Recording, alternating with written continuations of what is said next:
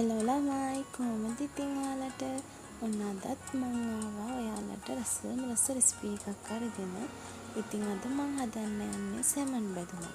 ඉතින් මම මෙතන අරගෙන තියෙනවා හීනියට කපාගත්තු රටලුණු ගෙඩි දෙකක්, කොච්චි කරලක්, තලාගත්තු සුදු ලුණු බික් 3ක් විතර, රම්පේ කරපිංචා, කුරුඳු කැබැල්ලක්, කරාපු නැටි කිහිපයක්. ඒ වගේම මම මෙතනදී නාරං ගෙඩියක් අරගෙන තිනවා සැමන් බැදුම තෙල් දාලා ඉවරුනාට පස්සේ අපේ සැමන් බැදුමට එකතු කරන්න. ඒ වගේම මම මෙතන සැමන් අරන් තියනවා. ඉතින් දැන් අපි වළඳක් ලිපේ තියාගෙන ඒකට අපි පොල් තෙල් එකතු කරගමු.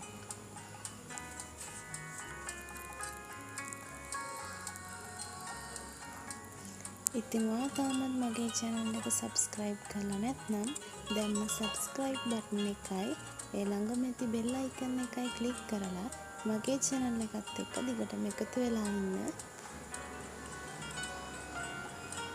ඉතින් දැන් රත් වෙච්ච තෙල් ටිකට අපි අපේ සැමන් කැරි ටික දාගෙන බදගමු. මේ සැමන් බැදුම හරිම රසයි. මේ සැමන් බැදුමත් එක්ක ඔයාලට පාන්, බත්, රොටි ඕන දෙයක් කන්න පුළුවන්. හදිස්සි ඕනම වෙලාවක අපිට මේක ටක් ගාලා හදා ගන්න පුළුවන්. ගොඩ වෙලාවක් යන්නෙත් නැහැනේ. ඉතින් ඔයාලත් මේක හදලා බලලා අනිවාර්යෙන්ම අපිට රස කමෙන්ට් එකක් දාන්න ඕනේ. මේ විදිහට සැමන් කෑලි පොඩි වෙන්නේ නැති වෙන අපි මේ සැමන් කෑලි ටික ටික වෙලාවක් බදගමු.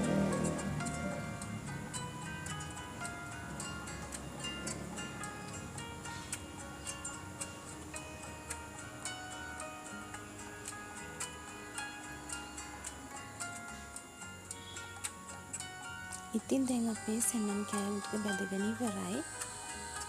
මම දැන් මේකට අපි අර කලින් ලෑස්ති කරගත්තු කලමුණා එකතු කරගන්න තමයි යන්නේ. රම්පි කෑල්ලයි, කොච්චි හීනියට කපාගත්තු ඒ කරලයි, තලාගත්තු සුදු ලුණු ටිකයි, කරපිංචයි, අපේ කුරුඳු කැබැල්ලයි, අර කරාබු නැටි 3-4යි. ඉතින් මේ ටික එකතු කරගෙන අපි මේක හොඳට කලවම් කරගමු.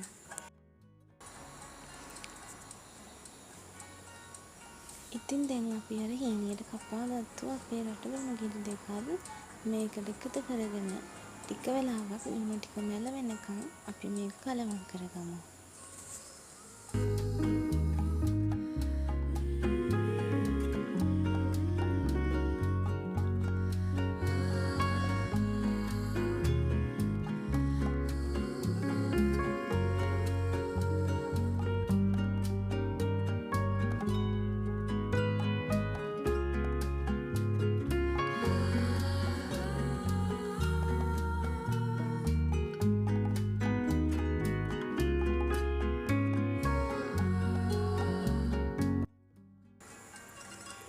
ඉතින් දැන් අපි මේකට කෑලි මිරිස් එකතු කරගමු. මම නම් මේක ටිකක් සැරට කන තමයි හදන්නේ. ඔයාලගේ සැර අනුව ඔයාලා කෑලි මිරිස් එකතු කරගන්න.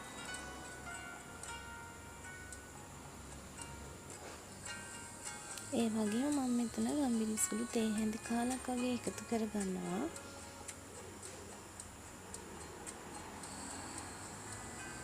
මිරිස් කුඩු තේ හැඳි කාලක් විතර එකතු කරගන්නවා.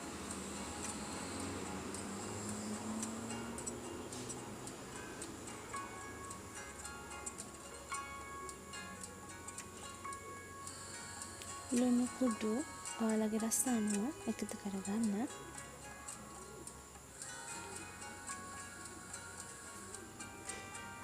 ඒ වගේම මම මෙතනදී කහ කුඩු එකතු කරගන්නවා. ඔයාලත් කහ එකතු කරගන්න. මේ බැදුම හරිම රසයි. ඊට පස්සේ අපි මේ ඔක්කොම අර ලුණු වල තැවෙනකන් හොඳට කලවම් කරගමු.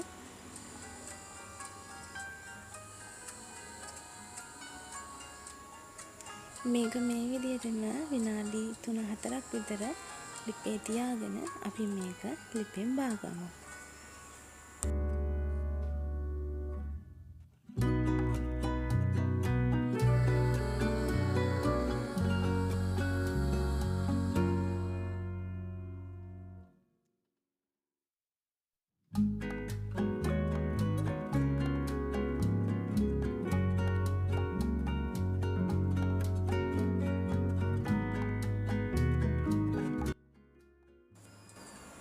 ඉතින් ළමයි දැන් අපි සැමන් බැදුම හදලා ඉවරයි.